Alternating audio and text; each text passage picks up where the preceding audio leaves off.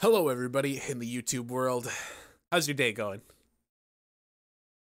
Let's talk about Mixer.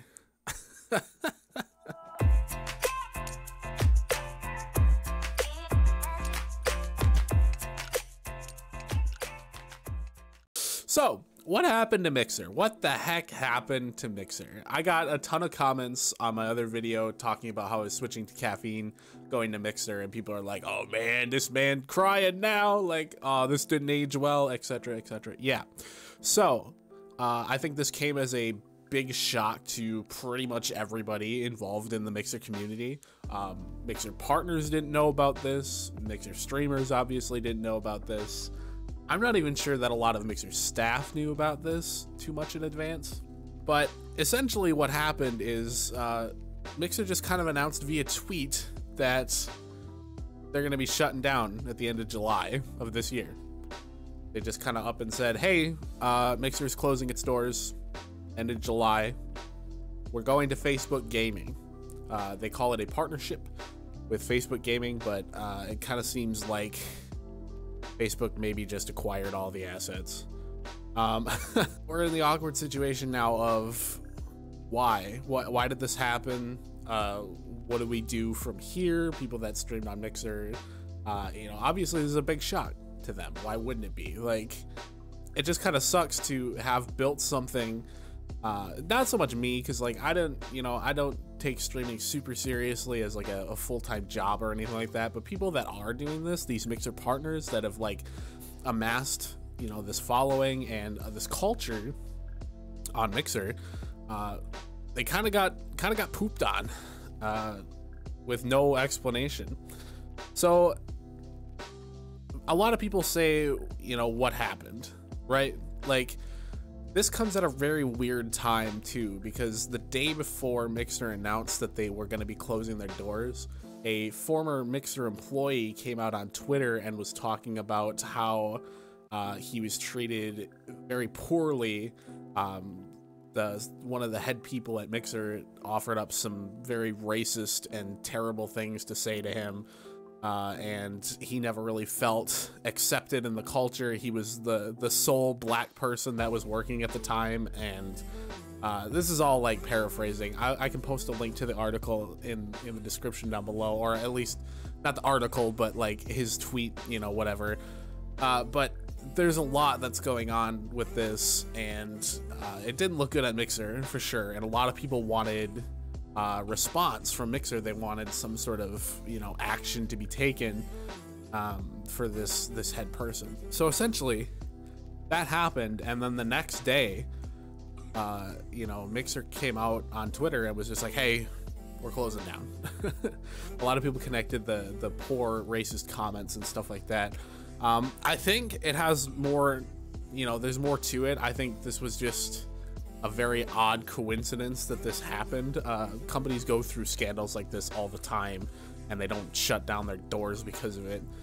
I think the main thing that happened with Mixer is that they failed.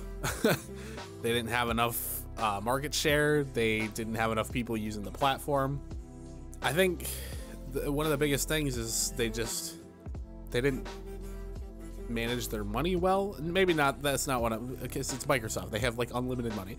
So I think step one is that Mixer came out and was just like, we're gonna be competitive in the streaming market, right? We're gonna take on Twitch, and we're gonna become a bigger platform, a better platform, and people are gonna want to come here. But that's all they ever really marketed as, and truth be told, it didn't offer more than Twitch did. Other than like the lagless streaming, right? And like the Spark system, which now Twitch has channel points, so it's kind of the same thing. But aside from that, I mean, they took their whole model off of how Twitch runs. They had Embers instead of bits. They had paid subscriptions that would be, you know, 50-50 split. They came out swinging, saying like, we're gonna be better than Twitch, we're gonna do this better, we're gonna do this bigger, and then they kind of just followed in Twitch's footsteps and just did everything the same. That, I think, is step number one as to why they didn't do well. They just kind of marketed themselves poorly, and they didn't really like understand what they needed to do. I think A lot of people are saying that bringing Ninja and Shroud on was a mistake for Mixer. I would have to agree. It just didn't work out for them at all. It literally did not work out for them at all. And here's the thing, right? So I have a strong opinion on this. So a lot of people say like, oh, Ninja fell off when he came to Mixer, Shroud fell off when he came to Mixer. I don't think that's true at all. I think what happened is that Ninja and Shroud came to Mixer. They got you know, contracts, they got good paychecks to come over and stream exclusively on this website. The problem is that I've talked about this in other videos that I've done. I've talked about this with friends and everything, and I stand by this firmly, is that people have no motivation to do something that requires just a little bit of extra work. And I'm not saying that to like bash anybody or to like whatever. It's just the cold hard truth. If you have to make somebody click an extra thing or sign up for another account somewhere that they didn't already have one and that they, you know, don't care about that much, they're not going to do it. People do not have the attention span, especially on the internet, to be like, I'm going to use this platform to watch Ninja and then like go back to Twitch and watch all my other favorite streamers. I'm not going to go to Mixer to watch Shroud and then go back and watch my 14 other channels that I'm subscribed to on Twitch. People don't have the patience to do that. They don't have the attention span to do that. They don't have the, I don't know what you call it, but essentially people are lazy. I don't think Ninja did anything wrong. I don't think Shroud did anything wrong, but Microsoft paid those guys a lot of money to come over and they thought that it would work out well for them, and it just didn't. The numbers are there. The year-over-year growth as far as how well Mixer did after buying those two and putting them on their platform, it shows that it really didn't do anything. The year-over-year growth for Mixer was like 0.1%. Like they stayed stagnant for a year. Compare that to Twitch, the year-over-year was over 100%. They doubled essentially their traffic in 1 year. That was a big problem for Mixer. They spent a lot of money on these guys, and I just don't think it worked out for them. Again, I don't think there was anything that Ninja or Shroud could have done. They showed up, they did their streams. Yeah, I think it's just people's attention span and Mixer thinking that, you know, all of Ninja's 70,000 live viewers would come over, and that's just not how it is. That's not how people work. On top of that, not only were they expecting people to come over and watch Ninja and Shroud, but they were expecting those people to branch out and view other people. And, you know, I think, you know, Ninja was hosting other streamers for a while. I think he might have been contractually obligated to do that. Don't quote me on that. He could just be, you know, a good dude and honestly believed in Mixer and what they were doing. But it seems to likely that they probably had him in his contract somewhere that, you know, you have to host a certain amount of streamers, get more of your viewership to our other partners, etc., etc. That would make sense to me. But I just think that nobody came over to Mixer and like, I'm gonna watch Ninja on Mixer now because I really like Ninja on Twitch, so I'm gonna watch him on Mixer. I don't think they watched anybody else. They just like had Mixer on their computer or on their phone to watch Ninja or to watch Shroud. You know what I mean? So like, he would get his viewers, however many he was getting, and then they would just like not continue to browse the platform. They'd go back to Twitch to watch other people. I don't know if that's true or not, but that's what it seemed like to me. I think another big thing in what happened with Mixer is that they just started too far behind.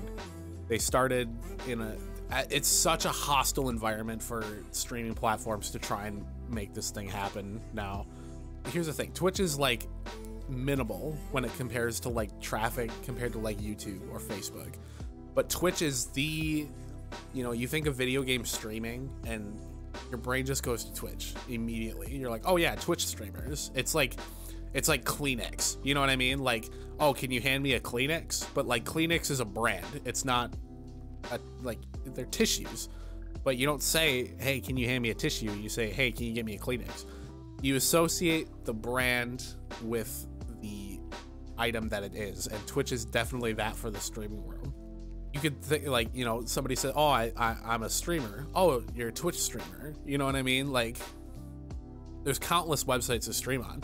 You can stream on YouTube, Facebook, Twitch, Mixer, DLive, Caffeine, whatever. There's a ton of them. But as soon as you say, oh, I stream, people are like, oh, Twitch. Okay, cool.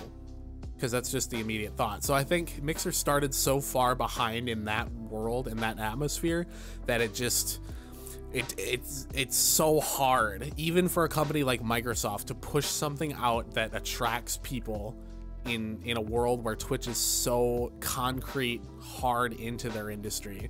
And I think that's probably one of the biggest reasons why they've always struggled. Mixer has always struggled to lift off. Like, going along with the whole starting late thing, I think that when I first heard of Mixer, I never even heard of Beam. Okay, so like they used to be Beam, but when I first heard of Mixer, I knew it as like, oh yeah, the Xbox streaming thing. Like, you can stream onto Mixer from your Xbox One. That's what I knew it as. I never knew it as like you can stream from OBS and, you know, just like Twitch and do whatever. It was just like kind of the niche, like built-in Xbox streaming app thing. I only really heard about Mixer and started looking into it when Ninja switched over, because I didn't even realize that it was like a viable streaming platform. So that was what, a year ago that happened? So like 2019, it took them until 2019 to like establish themselves as an actual competitor to Twitch, but like they never were, you know, like it just wasn't gonna happen. Also with that, another thing that this happens to pretty much every platform that isn't big, that isn't Twitch, that isn't YouTube, whatever, is that there are so many people that want to be streamers, right? It's the dream job for hundreds of thousands, millions of people even. There's streamers everywhere. Everybody wants to become the next, you know, viral sensation. And it's super easy to do nowadays too. You could stream right from your console. You can plug in an Xbox and, you know, a $40 webcam and have a headset mic and you're a streamer, right? Like, it doesn't take much. So I think the thing with Mixer is that it was when people saw Ninja switch over and they're like, Mixer's gonna, you know, take over, Mixer's gonna be the next wave, let's ride it. It attracted so many streamers, right? People were coming over like, oh yeah, Ninja's on this new website. Like, it's not new obviously, but Ninja's on Mixer now. People are gonna be coming over there. I'm not getting attention on Twitch because it's so overpopulated, it's so whatever. I'm gonna go and stream on Mixer. And what that causes is a massive influx of streamers as opposed to viewers. This is the same problem that I had with Caffeine when I was over there, is that there's a ton of people broadcasting, but not too many people are watching. Not too many people go to Mixer as viewers, just looking for content to enjoy. All of those people, as far as live stream goes, are on Twitch. You know, like, that's where the audience is. That's where people like, oh, I'm bored, I'm gonna go to Twitch and just watch some streams. People aren't like, I'm bored, I'm gonna go to Mixer and watch some streams. It never happened. I think Mixer had like a niche group of people that would come onto the website, and most people I knew that were watching my streams on Mixer were either people that followed me from Caffeine or other Mixer streamers, right? Like, it wasn't just like viewers, it was people that also streamed on Mixer that when they weren't streaming, they came in to view my stream. So everybody on the platform, it felt like, was a streamer themselves, and they would just watch other streamers on that platform while they weren't streaming. There wasn't just any dedicated like, you know, I'm gonna go watch streamers. I don't stream myself, but I enjoy watching them. And that's like I said, that's a big issue with any platform outside of Twitch. People want to be on top of the next big thing. People are always looking for the next wave, always looking for the next big come up, and any platform that's new and promising is going to attract a shit ton of streamers, as opposed to viewers. So, all in all, what happened to Mixer? I think there's a conglomerate of things. Numero uno being they just didn't do what they planned on doing financially, and in terms of growth and expansion, it didn't work out for them. It's so hard to take down Twitch. It's so hard to become a prominent player in this industry. I think that is their number one reason why they're closing their doors. Number two, there was some shady stuff going on behind the scenes. Stories are still coming out today about abuse and bad working conditions and things like that. As far as Mixer is concerned, I've heard a lot of people, not just in Mixer, but in the gaming industry, come out lately and talk about their stories of sexual and racial abuse, and it's very troubling to see, and I'm very proud of everybody that's coming out and speaking up and talking about their stories. But I think a combination of those two things, it just makes her realize, like, we're not doing well. We're not doing what we were planning on doing. You know, the Ninja and Shroud thing never took off. We paid these guys a lot of money, and we're not seeing a return on investment. And now we have all these allegations against us, and it's time to call it. So what are my own thoughts about this? I'm sad to see it go. I had a good time on Mixer. I enjoyed it a lot there. I like the community there. Some of my favorite streamers that I've been watching are Mixer streamers, or were Mixer streamers, I guess I should say. I understand why it's happening, and all you can do is move on. You know, you gotta, if you want to continue to be in the industry, you can't just shut down and be like, well, that's that. So with that being said, I will still be continuing to do my live streams here on YouTube as well as Twitch. I haven't been on Twitch for a long time, but I've recently started co-streaming between Twitch and Mixer, so at least I have some sort of base there. I've been doing it for a couple of months now, so it's just gonna be dropping Mixer off of the restream and just continuing with Twitch and YouTube. So if you guys want to follow me on Twitch, keep up with everything, the live streams like that, twitch.tv/TJTSB. I'll put that in the description and everything too. I'll give you links to it. That's where I'll be from now on. That's new home. And I'll put some links of some Mixer streamers that I believe deserve some attention as well, that are going to be transitioning over to Twitch. I'd appreciate if you guys could follow them too. They definitely they deserve it. They're gonna have a really hard time getting back on their feet coming from Mixer and moving over to Twitch. Some people have found a lot of success with it already, and I'm super happy for them, but they could definitely use all the help that they could get. So I'm gonna put some links in there for those guys. I think Mixer was a really great experiment, and it was the closest thing I think we've had yet to a true Twitch competitor. I think whoever is gonna take on Twitch in the future, there will be somebody that takes down Twitch eventually, with some sort of new technology, whatever, unless Twitch can manage to stay on top, but it almost never works that way. But when a new competitor does come out for Twitch, they need to do something above and beyond. They need to do something that Twitch doesn't offer, and they need to do it well, because otherwise it's just not going to work. People are not going to switch over to the same website, but just, you know, Twitch Lite essentially. With that being said, guys, thank you for tuning in. Thank you for listening to me rant about Mixer. Again, sad to see it go, but you gotta move on.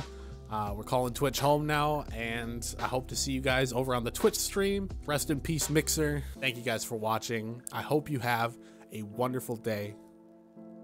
I'm out. See ya.